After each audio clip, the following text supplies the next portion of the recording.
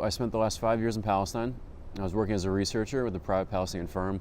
I went over almost immediately after I finished my undergrads, and there I was working for a firm. It was me, 7, 8 people in the office, so we tried just about everything. We were really small, we were really scrappy.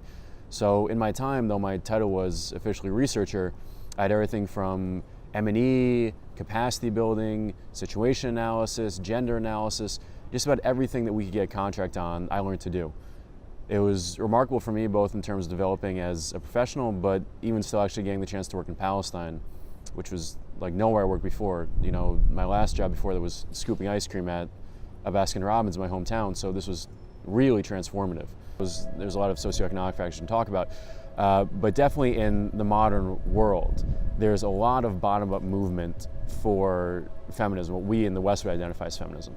And this is led, thankfully, by really remarkable Palestinian women. Probably the best example of this is after the Oslo Accords, when the current interim Palestinian government was being set up, it was decided you had to hold elections because it's going to be a democratic system.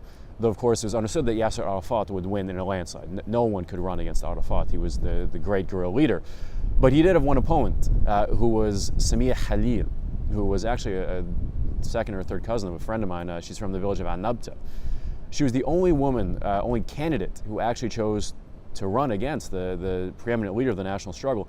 And she got 12% of the vote, which is remarkable. And just so you don't think she was a spoiler candidate, she has one of the most impressive kind of pedigrees just in terms of just the work she'd been doing in Palestine. She started a civil society welfare organization in her garage in the 1960s, and it grew to be one of the biggest welfare organizations, just NGOs in Palestine.